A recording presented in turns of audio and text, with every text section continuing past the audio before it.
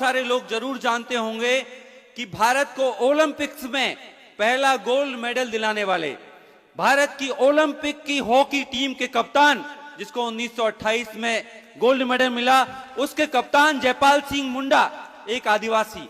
लेकिन हमको उनके बारे में नहीं बताया गया। उनका महत्व सिर्फ यही नहीं है कि वो बहुत बड़े खिलाड़ी थे, उनका महत्व यह है कि देश की संविधान सभा में देश के आदिवासियों की तरफ से वो बोल रहे थे। आप लोग थोड़ा सा समय निकाल करके मोबाइल में रील देखते हैं, बहुत सारी और चीजें देखते हैं, फेसबुक देखते हैं, थोड़ा सा समय निकाल करके जयपाल सिंह के भाषण पढ़िए, तब आपको पता चलेगा कि देश के इतने बड़े बड़े नेताओं के सामने जयपाल सिंह कैसे देश के आदिवासियों की आवाज बुलंद कर रहे थे।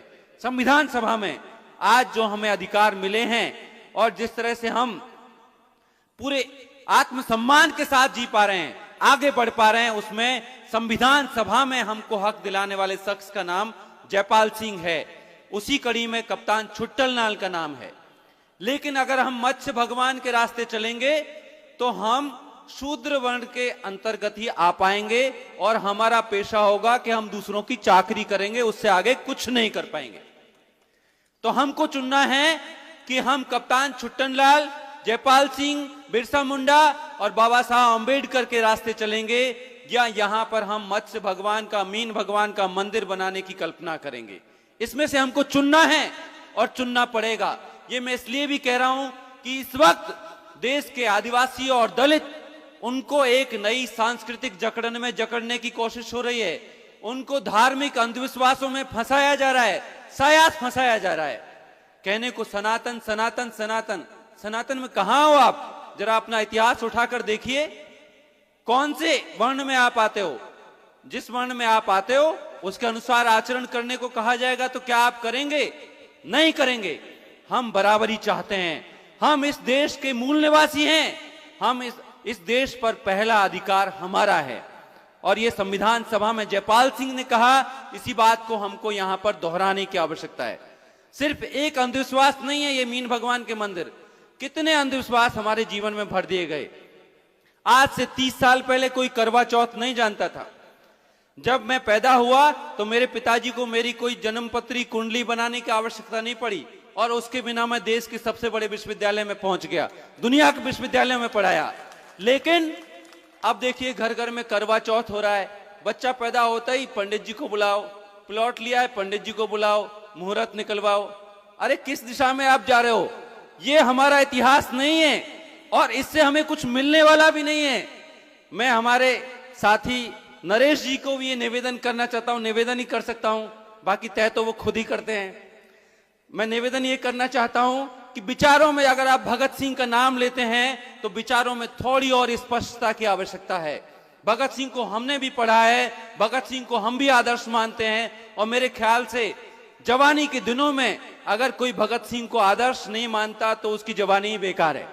भगत सिंह को हर कोई आदर्श मानता है। उन्होंने एक लेख लिखा जब वो जेल में थे, मैं नास्तिक क्यों हूं, व्हाई आई एम एथिस्ट, दुनिया भर के लोग पढ़ते हैं।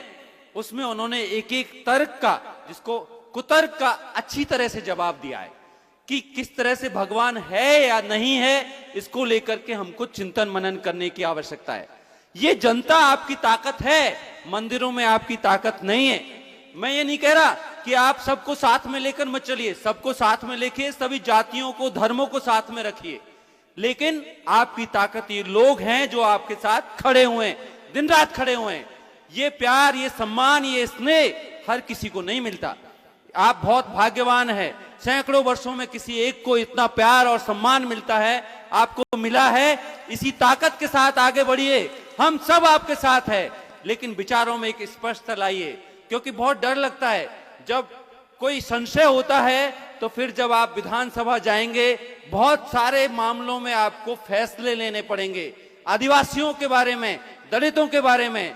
तब हम चाहते हैं कि आप मजबूती के साथ आदिवासी दर्शन, हमारे पुरखों के साथ खड़े हों, बाबा साहब अंबेडकर और जयपाल सिंह और कप्तान छुट्टनलाल की विरासत के साथ खड़े हों और हमें आप पर गर्व हो। हम नेशनल मीडिया में आपको डिफेंड करें कि ये हमारा भाई नरेश है और ये हमारा नेता है, ये जनता की आवाज है, जनता की आत्मा है, जनता का प्यार और विश्वास है इसके साथ में। वो स्पष्टता की आवश्यकता है। और वो हम सबको लानी है। इसलिए धार्मिक अंधविश्वासों से बचें, इससे किसी का भला नहीं होगा। आप कार्य कारण संबंध को समझिए। जिन घरों का भला हुआ है, जो आगे बढ़े हैं, वो कोई देवी देवता से नहीं बढ़े हैं। उन घरों के बच्चों ने पढ़ाई की है और हमारे पुरखों ने हमें संविधान में विशेष प्रावधान कराए, उससे हमारी जिंदगी बदली है। वरना मंदिरों में तो ढोकते रहो आप, हजारों साल तक कुछ नहीं होने वाला। दूसरा, एक बात की और स्पष्टता की आवश्यकता है कि हमारे, देखिए, जब आप राजनीति में होते हैं, समाज नीति में होते हैं, तो आपको तय करना पड़ता है कौन लोग आपके साथ है। जिन हथियारों का आप उपयोग करते हैं, उन वो हथियार कैसे होने चाहिए। जब कोई नेता बाहुबल, धनबल और मीडिया बल से अगर विधानसभा और संसद में पहुंचेगा, तो फिर वो उन्हीं के लिए काम करेगा। आप जानते हैं कि अरावली खतरे में है। आप जानते हैं कि तरह तरह के जो बांध है, हमारा डूंगरी बांध और बहुत सारी परियोजनाएं, इससे आम लोग खतरे में हैं।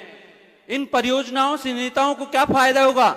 नेताओं को यह फायदा है कि उनके उद्योगपति मित्रों को वो फायदा पहुंचाना चाहते हैं। क्यों पहुंचाना चाहते हैं? क्योंकि चुनाव में उनसे पैसा लिया है। चुनाव लड़ने के लिए पैसा चाहिए, पैसा उद्योगपति देते हैं, तो उनको अरावली सौंप दो, उनको डूंगरी बांध सौंप दो, गांव उजड़े तो उजड़े।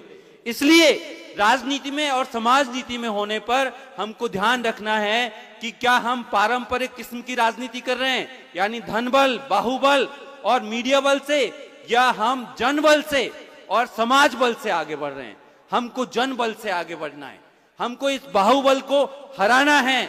इसलिए जो हमारी तरफ देखे, आजकल जो हमारा पूरा इलाका है, बहुत सारे युवा हैं जिनको नशे की लत लग गई है, जिनको गैम्बलिंग की लत लग गई है। गेम खेलते हैं और हजारों लाखों रुपए हार जाते हैं, पूरा घर बर्बाद कर देते हैं।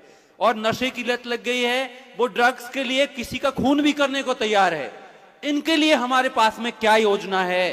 क्या आपकी समाज नीति में, आपकी राजनीति में इनके लिए योजना है, या ये सिर्फ भीड़ है? मेरे ख्याल से हमको इनके बारे में सोचने की आवश्यकता है।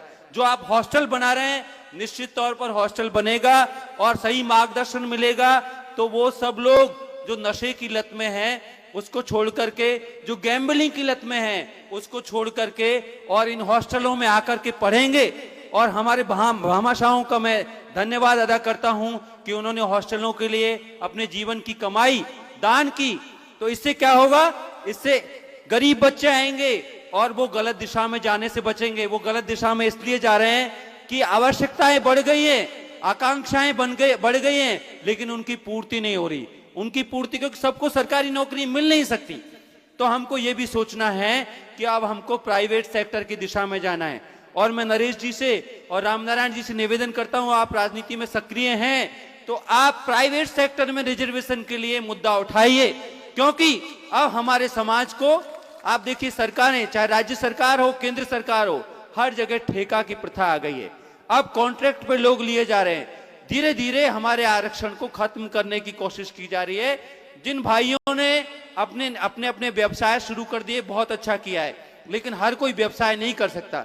आदिवासियों के खून में व्यवसाय नहीं है, बहुत सरल सीधे लोग हैं। इसलिए हमको निजी क्षेत्र में आरक्षण चाहिए। और ऐसे बड़े मंचों के माध्यम से अगर हम आह्वान करेंगे, तो प्राइवेट सेक्टर में हम रिजर्वेशन के अधिकार को लेकर रहेंगे।